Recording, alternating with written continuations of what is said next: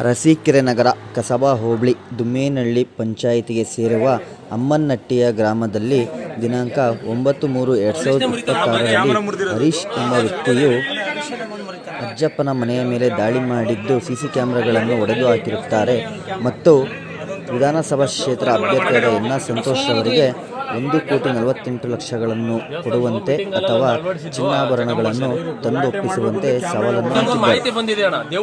ಇದಕ್ಕೆ ಒಡವೆ ಸಾಕ್ಷಿ ಇಟ್ಟು ಗ್ರಾಮ ದೇವತೆ ಗಂಗಾಮಾಳಿಕಾ ದೇವಿ ಹಾಗೂ ಗ್ರಾಮಸ್ಥರ ಸಮಕ್ಷಮದಲ್ಲಿ ಉತ್ತರ ಕೊಟ್ಟ ಎನ್.ಆರ್. ಸಂತೋಷ್.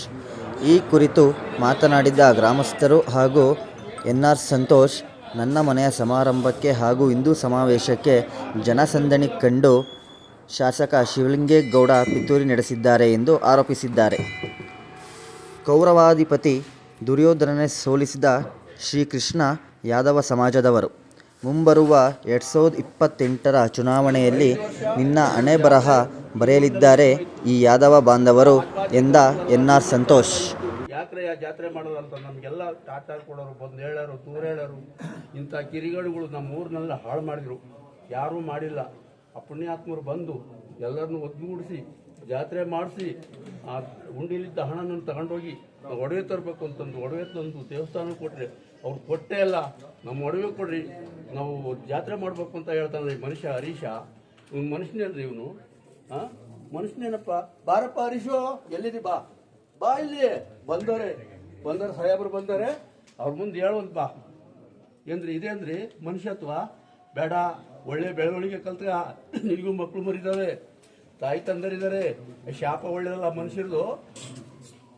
ಇಲ್ಲಿ ಗಂಗಮಾಳಮ್ಮನ ಹತ್ರ ನಾನು ಬೇಡ್ಕೊಳ್ಳೋದಂದ್ರೆ ನನಗೂ ಕಣ್ಣೀರು ಬರ್ತವೆ. ಸಂತೋಷ್ ಅಣ್ಣನವರನ್ನ ಇದನ್ನ ಕಾರ್ಯಕರ್ತರು ನಮ್ಮೂರು ಲೋಕೇಶು ಷಡಾಕ್ಷರಿ ಇವ್ರನ್ನ ಕರ್ಕೊಂಡೋಗಿ ಮೋದಿ ಇವ್ರನ್ನೆಲ್ಲ ಅವ್ರ ಶೆಡ್ ಹತ್ರ ನಿಲ್ಲಿಸಿ ಮಾತಾಡಿರೋಂಥ ವಿಷಯ. ಆದರೆ ನಾವು ಕೊನೆಗೆ ಸಂತೋಷ್ ಅಣ್ಣ ನೋಡಿ ಕಣ್ಣೀರು ಹಾಕಿ ಮಾತಾಡಿದ ಮೇಲೆ ಮೋದಿ ಹೇಳಿದಾನೆ 1000 ಜನ ಜಯಣ್ಣ ಕರ್ಕೊಂಬಂದು ಹೊಡೆಸ್ತಾರೆ, ದುಮ್ಮೇನಹಳ್ಳಿಯಿಂದ ಬರ್ತಾರೆ ಅಂತ ಹೇಳ್ತೀಯಲ್ಲ. 1000 ಜನ 2,000 ಜನ ಬರುತ್ತೆ. ಸಾಕತ್ತಿದ್ರಿ ಇಲ್ಲಿ ಬಾ ಇಲ್ಲಿಗೆ. ನಾನಲ್ಲ ನಿಮ್ಮೂರೊಳಗೆ ಓಡಾಡೋನು, ನೀನು ನಮ್ಮೂರೊಳಗೆ ಓಡಾಡೋನು. ಇದನ್ನ ಜ್ಞಾಪನದಲ್ಲಿ ಇಟ್ಕೊಂಡು ಹೋರಾಟ ಮಾಡು. ಇದು ಅಮ್ಮನಹಟ್ಟಿನ ಕೆಡ್ಸಕ್ ಕಾರಣ ನಮ್ಮೂರಲ್ಲಿ ಇದಾರಲ್ಲ ಲೋಕೇಶ್ ಷಡಾಕ್ಷರಿ, ಇವರಿಬ್ಬರೇ ಮಾವು ಮಗ ನಾನು ಹೇಳ್ತಾ ಇದ್ದೀನಿ. ನ್ಯಾಯ ಒಂದೇ ಆಗಿರಬೇಕು.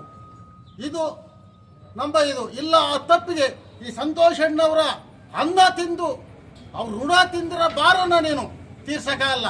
ಅವರ ಕಾಲಡಿ ಧೂಳಿಗೂ ಸಮಾನ ಇಲ್ಲ. ನೀವು ಅವ್ರ ಕಾಲಡಿಲಿರುವಂತ ಧೂಳಿಗೂ ಸಮಾನ ಇಲ್ಲ. ಅಂತದ ನೀವು ಮೆರಿತಿದ್ದೀರಲ್ಲ. ಆದ್ರೆ ಹೇಳ್ಕೊಳ್ಳೋದಲ್ಲ, ಓಪನ್ ಆಗಿ ಹೇಳ್ತಿದೀವಿ. ಬರ್ರಿ ಅದೇನಿದ್ರು ನೋಡ್ಕೊಳ್ಳೋಣ. ನಾವು ತಾಕತ್ ತೋರಿಸ್ತೀವಿ. ತಾಕತ್ ಏನು ಅನ್ನೋದು ನಮಗೆ ಗೊತ್ತೈತಿ. ಆದ್ರೆ ಇಂಥ ಕೆಟ್ಟ ಕೆಲಸ ಯಾವತ್ತೂ ಮಾಡಬೇಡ್ರಿ.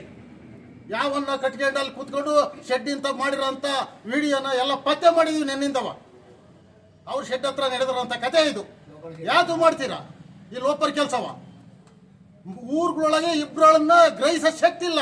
ಅವತ್ತು ನೀನು ಎಲೆಕ್ಷನ್ ನಿಂತ್ಕೊಂಡ ಇದ್ರೆ ನಾವಿಲ್ದ ಹೋದ್ರೆ ನೀನು 3 ಓಟ್ ತಾಣಕ್ಕೆ ಆಗ್ತಿರಲ್ಲ. ಇವತ್ತು ಒಂದು ನಾಯಿ ಬಾಲ ಆಡಿಸಲ್ಲ ನಿನಗೆ. ನಮ್ಗೆ ಹೇಳ್ತೀವಿ 3 ವರ್ಷ ಅಚ್ಚುಕಟ್ಟಾಗಿ ಹೆಂಡ್ರು ಮಕ್ಕಳು ಸಾಕಿಕೊಂಡು ಬಾಳದ್ ಕಲ್ತ್ಕೊಳ್ರಿ. ತೊಂದ್ರೆ ಕರೇಕಲ್ ಗಂಗಮಾಳಿ ಸಾಕ್ಷಿಗೂ ಪ್ರಾಣ ಹೋಗ್ಲಿ, ಮಳೆ ಮಾಡ್ತೀವಿ. ಪ್ರಾಣ ಹೋಗ್ಲಿ, ಕೈ ಕಾಲು ಕಡಿತೀವಿ. ಏನೋ ಆಗತ್ತೆ.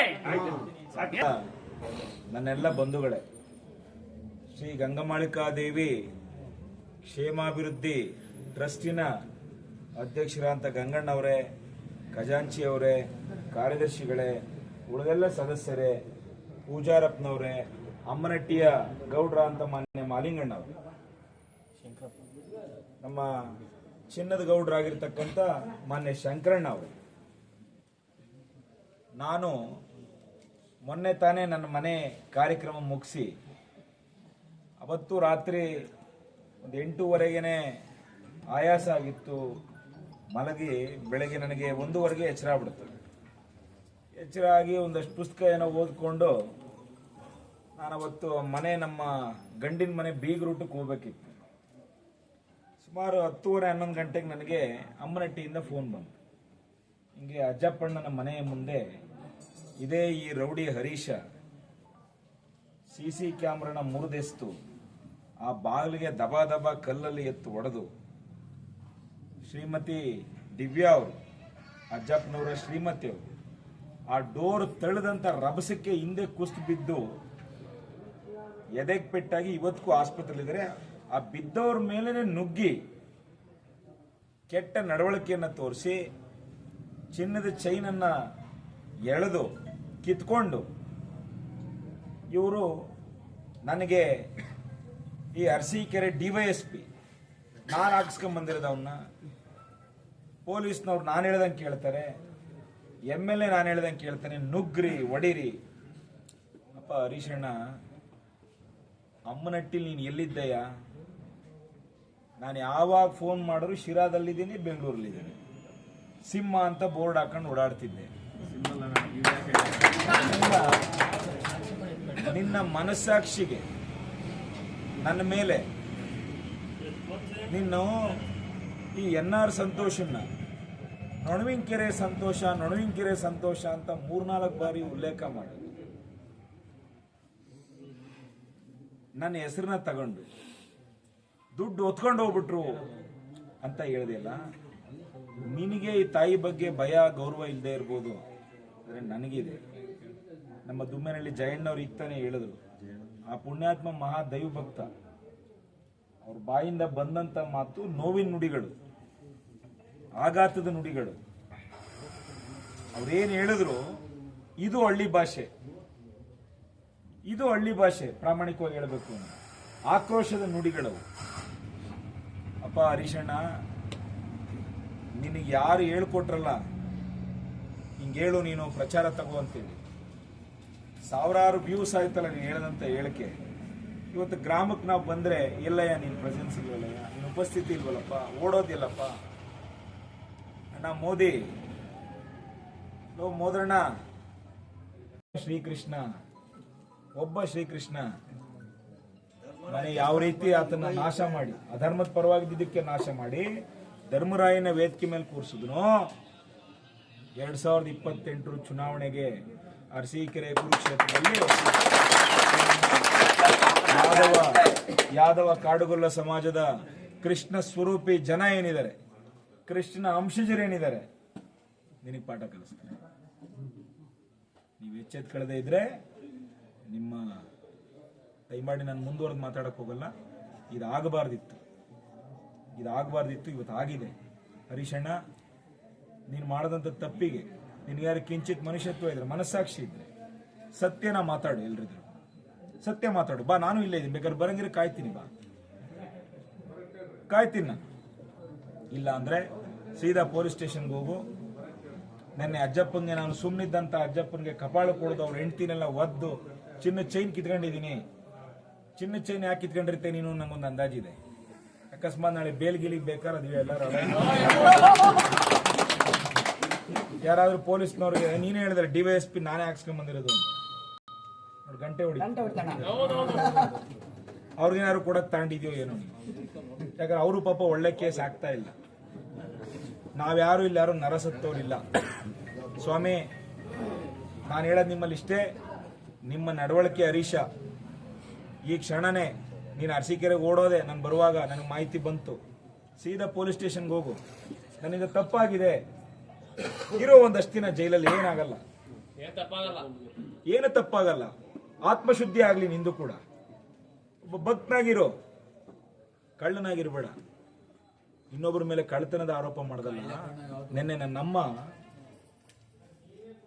ಮನೆ, ನನಗೆ ನಮ್ಮ ಬೀಗರು ಮನೆಯಲ್ಲಿ ಕುತ್ಕೊಳ್ಳೋಕೆ ನೆಮ್ಮದಿ ಇಲ್ಲ ರೀ.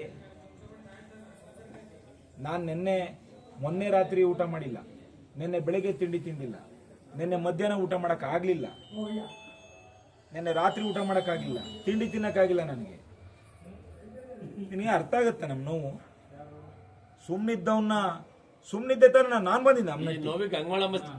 ತಕ್ಕ ಜಾಸ್ತಿ ಮಾಡ್ತಾಳೆ. ಕರ್ಕೊಂಬಂದು ನನ್ನ ಜಾತ್ರೆ ಮಾಡಿಸ್ಬೇಕು ಅಂತ ಕರ್ಕೊಂಬಂದು ನಿಲ್ಸಿ ನನ್ನ ಇವತ್ತು ಉಂಡಿ ತೆಗಿಸ್ಬೇಕು ಕಾರಣ ಯಾವ ಕಾರಣಕ್ಕೂ ಉಂಡಿ ತೆಗಿಲೇಬೇಕು ಅಂತ ಹಠ ಮಾಡಿದವ್ ನೀನು. ಅವತ್ತು ಜಾತ್ರೆ ಆಗಿದ್ರೆ ಉಂಡಿ ತೆಗಿಲಿ ಅಂತ, ಉಂಡಿ ಎಣಿಕೆ ಕಾರ್ಯ ಆದ್ರೆ ನಾನು ₹1 ಮುಟ್ಟಲ್ಲ ಅಂತ ಹ್ಯಾಂಡ್ಸ್ ಅಪ್ ಮಾಡಿದವ್ ನೀನು.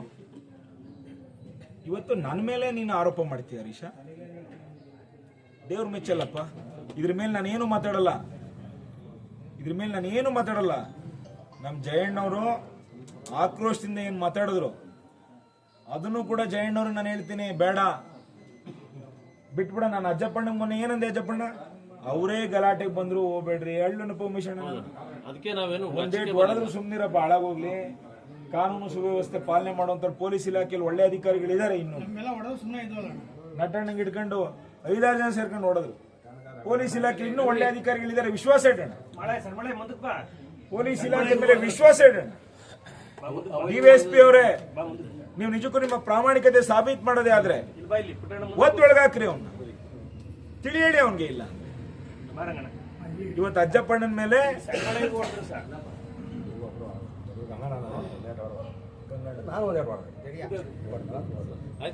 ದಯಮಾಡಿ ನಿಮ್ಮಲ್ಲೇನಾದ್ರು ಸತ್ಯ ನಿಷ್ಠೆ ಪ್ರಾಮಾಣಿಕತೆ ಈ ಸರ್ಕಾರಿ ಸೇವೆಯಲ್ಲಿ ಇದೀನಿ ಅನ್ನುವಂತ ಪ್ರಾಮಾಣಿಕತೆ ಇದ್ರೆ ಸಾರ್ವಜನಿಕರ ತೆರಿಗೆ ದುಡ್ಡಲ್ಲಿ ನೀವು ಸಂಬಳ ತಗೊಂತೀರ, ದಯವಿಟ್ಟು ಅವನು ಕರೆದು ಬುದ್ಧಿ ಹೇಳಿ ಸರಿ ಮಾಡಿ.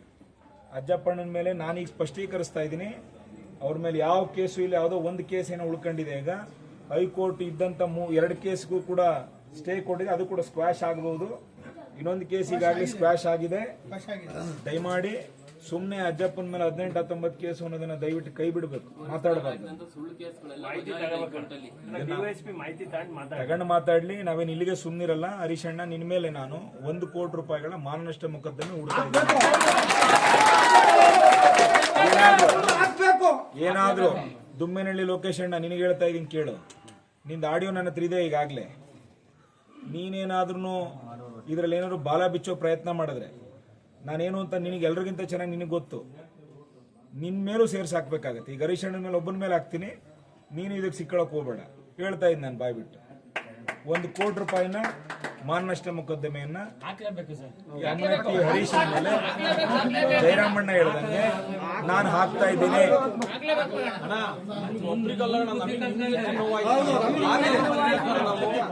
ಅಲ್ಲ, ಅವನು ಸೇರ್ ಉಣಿಸ್ತಾರೆ ನೋಡು.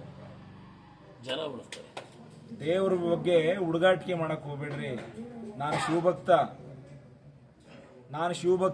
ವಾಗರ್ಥಾವ್ಯೂ ಸಂಪತ್ತು ವಾಗರ್ಥ ಪ್ರತಿಪತ್ತೆಯೇ ಜಗತ ಪಿತರೋ ಒಂದೇ ಪಾರ್ವತಿ ಪರಮೇಶ್ವರ ಅಂತೇಳಿ ದಿನ ಬೆಳಗ್ಗೆ ಮಂತ್ರ ಹೇಳ್ಕೊಂಡು ಪೂಜೆ ಮಾಡೋನು.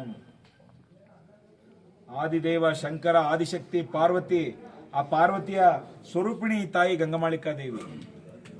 ಖಂಡಿತ ನೀನು ಒಳ್ಳೇದಾಗಲ್ಲ. ಇವತ್ತು ಈ ಮಟ್ಟಕ್ಕೆ ತಂದು ನಿಲ್ಲಿಸ್ತಲ್ಲ, ಇವತ್ತು ಈ ದೇವಸ್ಥಾನನ ಈ ಮಟ್ಟಕ್ಕೆ ತಂದಲ್ಲ ನೀನು. ಏನಾದ್ರು ಹೆಚ್ಚು ಕಡಿಮೆ ಆದ್ರೆ ನಿನಗೆ ಯಾವನು ಹೇಳ್ಕೊಟ್ಟ ಅವನು, ನೀವೇ ಕಾರಣ. ಇದು ಗೊತ್ತಿರಲಿ. ಇದು ನಾನು ಟ್ರಸ್ಟಿನ ಎಲ್ಲ ಸದಸ್ಯರಿಗೂ ಮನವಿ ಮಾಡ್ತೀನಿ, ಅಮ್ಮನಟ್ಟಿ ಗ್ರಾಮಸ್ಥರಿಗೆ, ಗೌಡ್ರಿಗೆ ಮನವಿ ಮಾಡ್ತೇನೆ. ಇದು ನಡಿಬಾರ್ದಿತ್ತು. ಇದು ನಡೆದಿದ್ದಕ್ಕೆ ಪ್ರಾಯಶ್ಚಿತ್ತ ಅಂತಲಾರು ಅಂದ್ಕೊಳ್ಳಿ, ಅಥವಾ ಇದನ್ನು ಸರಿಪಡಿಸಬೇಕು ಅಂತಲಾರು ಅಂದ್ಕೊಳ್ಳಿ. ಈ ವರ್ಷದ ಜಾತ್ರೆ ಅದ್ದೂರಿಯಾಗಬೇಕು. ಜಾತ್ರೆ ಅದ್ದೂರಿಯಾಗಬೇಕು. ಖಂಡಿತವಾಗ್ಲೂ ನಡೀತಾ ಇದೆ. ನೋಡ್ರಿ, ಒಂದ್ ಅರ್ಥ ಮಾಡ್ಕೊಳ್ಳಿ. ಮೊನ್ನೆ ನನ್ನ ಮನೆ ಕಾರ್ಯಕ್ರಮ ಆಗುತ್ತೆ, ಸಾವಿರಾರು ಜನ ಬಂದು 25-30 ಸಾವಿರ ಜನ ಬಂದು ಕಾರ್ಯಕ್ರಮದಲ್ಲಿ ನಿರರ್ಗಳವಾಗಿ ಭಾಗವಹಿಸಿ ಆನಂದದಿಂದ ಕಾರ್ಯಕ್ರಮದಲ್ಲಿ ವಧುವರನ್ನ ಆಶೀರ್ವದಿಸಿ ಬರ್ತಾರೆ. ಬೆಳಗ್ಗೆ ನಡೆದಂತ ಹಿಂದೂ ಸಂಗಮದಲ್ಲಿ ಅದಕ್ಕೂ ಸಾವಿರಾರು ಜನ ಅರಸೀಕೆರೆನಲ್ಲಿ ಸೇರ್ತಾರೆ. ತಡ್ಕೊಳಕ್ಕಾಗ್ಲಿಲ್ಲ ಈ ಮನುಷ್ಯಂಗೆ, ಯಾರಿಗೆ? ಶಿವಲಿಂಗಣ್ಣಂಗೆ ತಡ್ಕೊಳಕ್ಕಾಗ್ಲಿಲ್ಲ. ತಡ್ಕೊಳ್ಳಾರ್ದಕ್ಕೆ ಡೈವರ್ಟ್ ಮಾಡ್ಬೇಕಲ್ರಿ ಜನನ. ನೀವು ಅರ್ಥ ಮಾಡ್ಕೊಳ್ಳಿ, ಡೈವರ್ಟ್ ಮಾಡ್ಬೇಕಲ್ಲ. ಅಯ್ಯೋ ಸಂತೋಷ ಒಳ್ಳೆ ಹೆಸರು ಬರ್ತಾ ಐತೆ, ಏನಾರು ಮಾಡಿ ಬೆಂಕಿ ಹಚ್ಚಬೇಕು. ಹಿಂದೂಗಳು ಒಂದಾಗ್ಬಿಡ್ತಾ ಇದ್ದಾರೆ, ಎಷ್ಟೊಂದು ಜನ ಸೇರ್ಕೊಂಡ್ಬಿಟ್ರು. ಇದನ್ನ ಬೆಂಕಿ ಹಚ್ಚಬೇಕು. ಜಾತಿ ನಡುವೆ ವಿಷಬೀಜ ಬಿತ್ತಬೇಕು, ಒಡೆದಾಡಿಸ್ಬೇಕು. ಶಿವಲಿಂಗಣ್ಣ, ಹರೀಶನ್ನ ನೀನು ಕಾಮ್ ಸಮುದ್ರ ಗೊಲ್ರಟ್ಟಿಲ್ ನಡೆದಂತ ನಾಟಕದ ವೇದಿಕೆ ಮೇಲೆ ಆ ದೇವಸ್ಥಾನ ಚಿತ್ರಲಿಂಗೇಶ್ವರ ಸ್ವಾಮಿನ ಬೀಗ ಹಾಕ್ಸಿ ಆ ಸ್ವಾಮಿಗೆ ಪೂಜೆ ಇಲ್ದಂಗ್ ಮಾಡಿ, ನೀನು ಆ ಮುಚ್ಚಿದ ಬಾಗಿಲಿನ ದೇವಸ್ಥಾನದ ಎದುರಿಗೆ ಅದ್ಯಾವುದೋ ದುರ್ಯೋಧನಂದೊಂದು ಡೈಲಾಗ್ ಹೊಡೋದು, ಹೂವಿನ ಪುಷ್ಪವೃಷ್ಟಿ ನೀನು ಮಾಡಿಸ್ಕೊಂಡೆಲ್ಲ.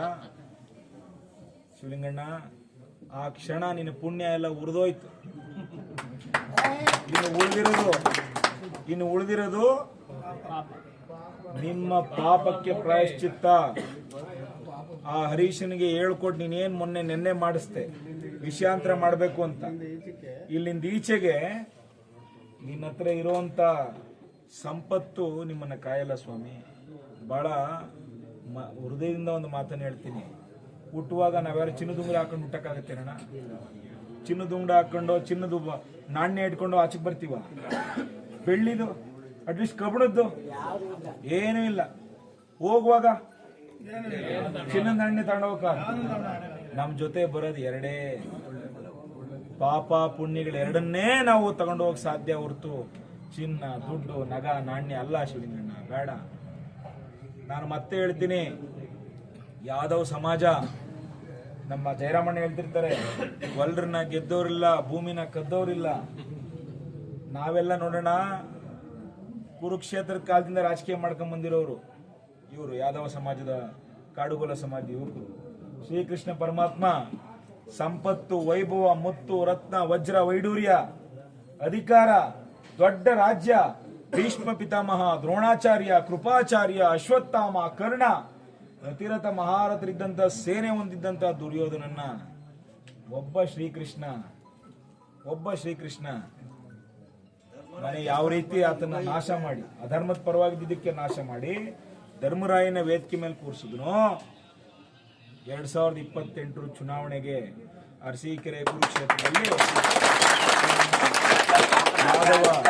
ಯಾದವ ಕಾಡುಗೊಲ್ಲ ಸಮಾಜದ ಕೃಷ್ಣ ಸ್ವರೂಪಿ ಜನ ಏನಿದ್ದಾರೆ, ಕೃಷ್ಣನ ಅಂಶಜರೇನಿದ್ದಾರೆ, ನಿನಗೆ ಪಾಠ ಕಲಿಸ್ತಾರೆ.